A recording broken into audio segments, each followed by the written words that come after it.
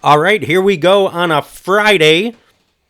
If you want to get a hold of the program, you can do that. Follow along on Twitter at Wisconsin_fam. That's at Wisconsin_FAM. Or you can email us, wisconsinfamily1@gmail.com. Follow and subscribe on YouTube as well. And maybe the best way to just go about doing that is just to type in the username that we have on there, which is wisconsinfamily1. And that should take you pretty much right to us. Okay, today's drink of the day, the sparkling ice water, lemon lime.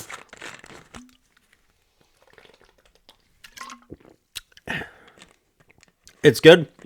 Tastes like Sprite, lemon lime. Imagine that. Okay, so the Milwaukee Brewers opened up yesterday. The Bucks got murdered at home against the Boston Celtics. And there really is no new news in the Aaron Rodgers deal. Imagine that. The Bucks getting beat the way they did, 140-99.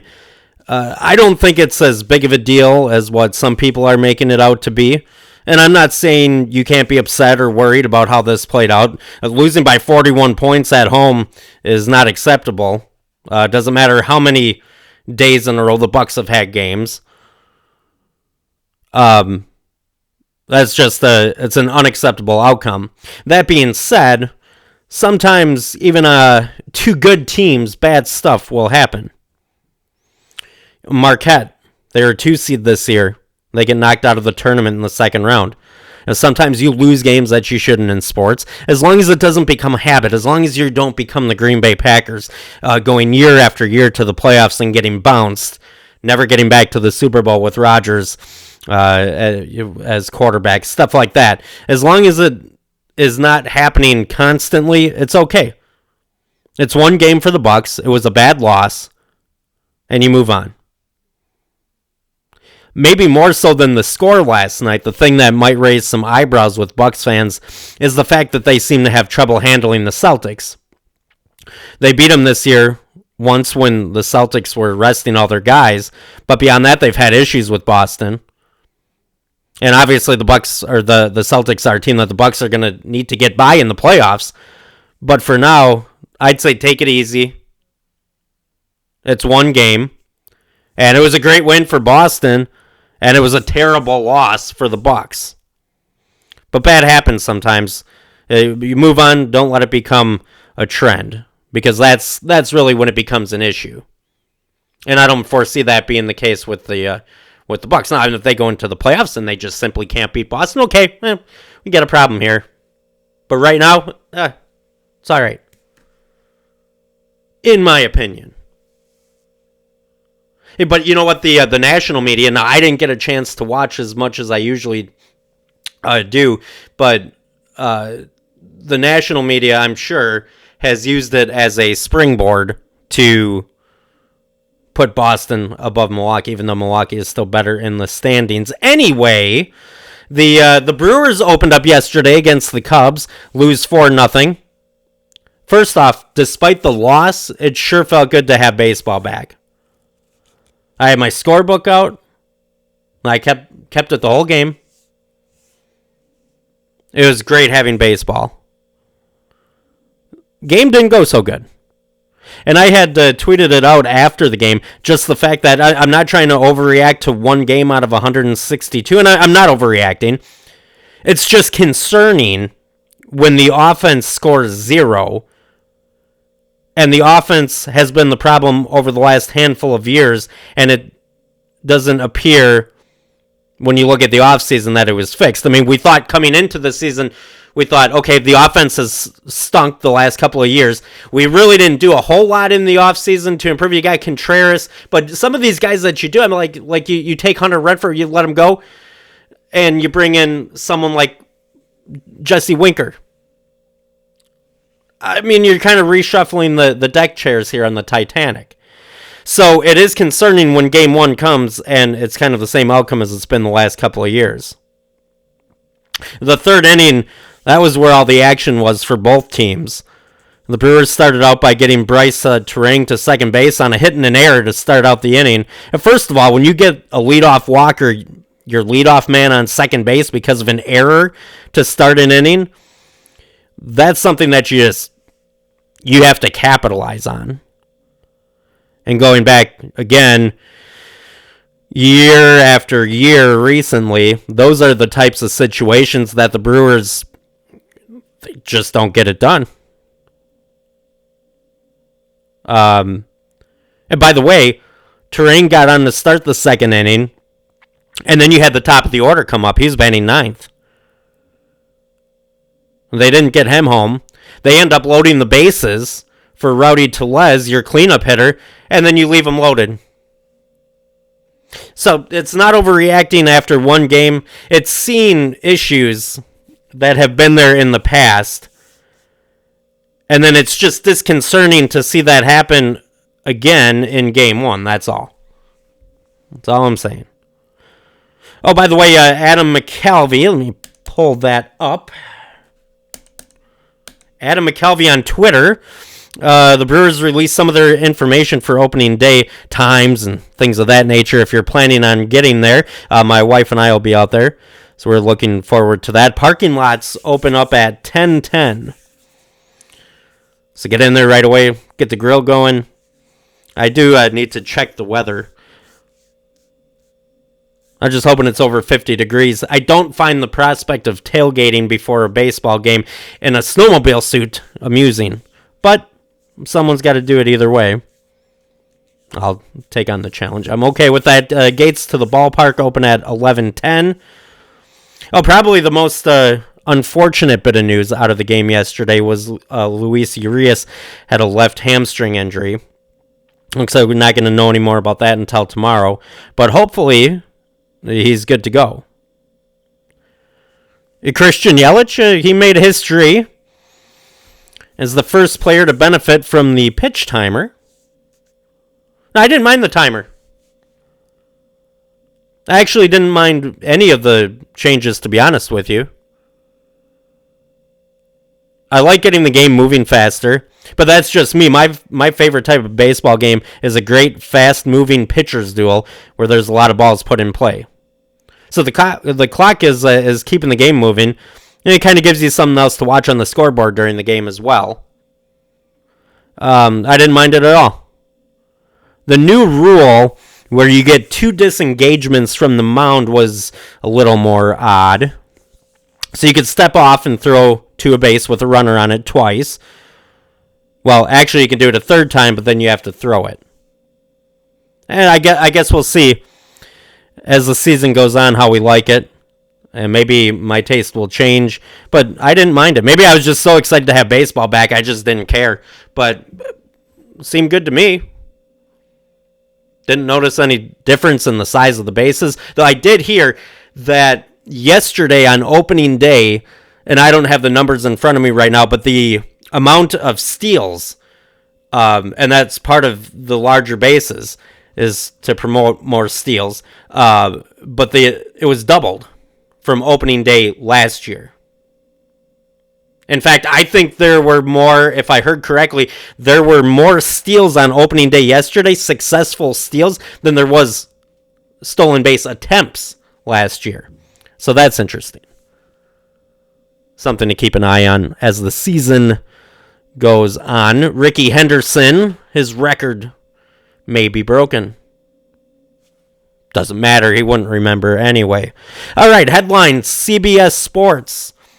Aaron Rodgers, here's the headline. Aaron Rodgers or Lamar Jackson. 4 reasons the Jets should add...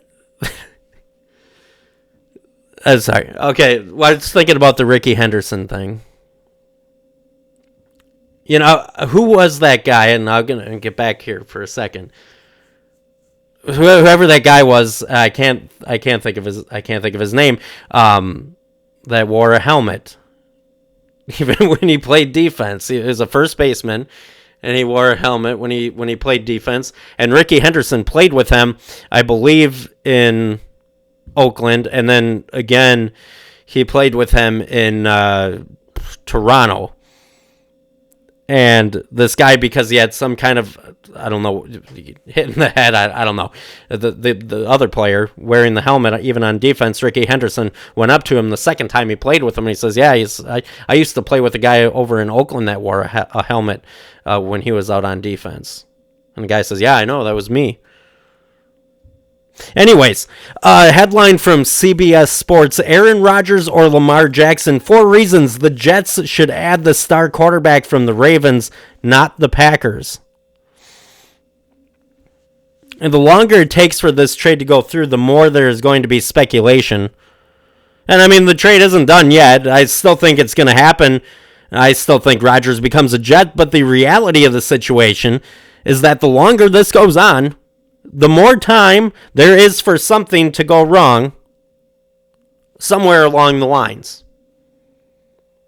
So that is something to think about. One other thing I wanted to grab really quick here is an article by Ryan Wood on PackersNews.com. Headline, 4 takeaways from NFL owners' meetings beyond Aaron Rodgers. Packers not ruling out re-signing kicker Mason Crosby. Wood writes, with quarterback talk dominating the conversation this week at the NFL owners' meetings, it was easy to forget the Packers' other 52 positions on the roster. There's been good reason for all the quarterback-centric discussion this offseason, of course. General manager Brian Gutekunst has more on his docket than trading Rodgers to the New York Jets. Here are some other non-Rodgers tidbits learned over the past week. So I'll just go ahead and I'll give you the 4 takeaways really quick here. First, he says, first one, Mason Crosby unlikely to return for his 17th season. So that isn't too surprising to me. I mean, Crosby was another one of Rodgers' guys, one of Rodgers' friends that he wanted around. Plus, as Wood points out in the piece, the amount of money that the Packers would have to pay to an aging Crosby, and let's face it, the guy can't even kick the ball into the end zone in the kickoffs. But the amount of money that they'd have to pay to somebody who's aging like Crosby while the Packers themselves are starting to possibly rebuild just doesn't make sense. Although I don't know how much I agree with that idea that the Packers are rebuilding. They're not in a pure rebuild status. I think they have a lot of talent on the team that's ready to go right now. This season is going to come down to 2 things. Mark my words on this. 2 things. Number 1, Jordan Love. How is he? Is he losing you games? Is he holding steady and just kind of going along for the ride, not losing you games, not winning you games? Or does he step in and, like some rookie quarterbacks in their first year, he just takes off and does great? So Love is number 1. But the other thing this season comes down to is Joe Barry and his defense. Is it like last year? Because if it is, the Packers are missing the playoffs. No matter what Jordan Love does.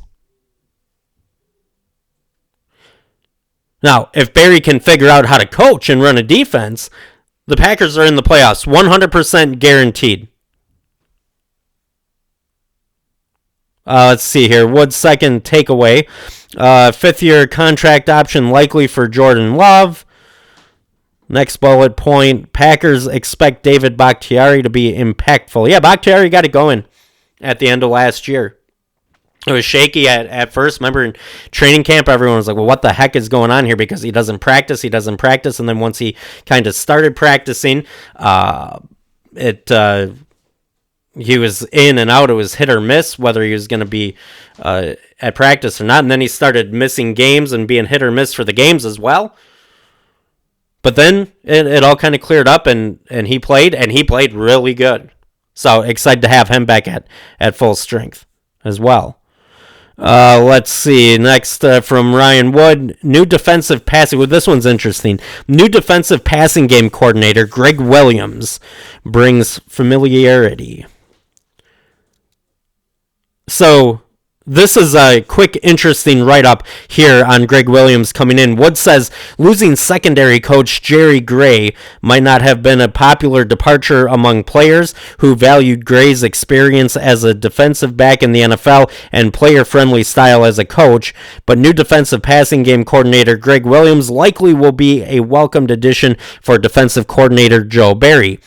Gray occasionally seemed at odds with Barry's coverage schemes. Can't imagine why that would be. Even directing a question about off coverages to his defensive coordinator last season. Williams has coached with Barry before, including working as an assistant linebackers coach for the then San Diego Chargers when Barry was the team's linebacker coach in 2012. Barry was promoted to the Chargers' assistant secondary coach when Barry was linebackers coach in 2013 and 2014. And hey, if you can bring someone in and in any way, shape, or form help out this poor Joe Barry fella, please do it. Because that's been a rough couple of years for Barry, and Matt LaFleur refuses to put him out of his misery. So, do something to help them out here, okay? All right, that's going to do it here for today. I hope you have a great weekend. Final Four this weekend. That'll be fun to watch. Brewers back in action. Bucks back in action, I believe, on Sunday as well. So, have a great weekend. Enjoy the sports this weekend and anything else that's going on here. And take care.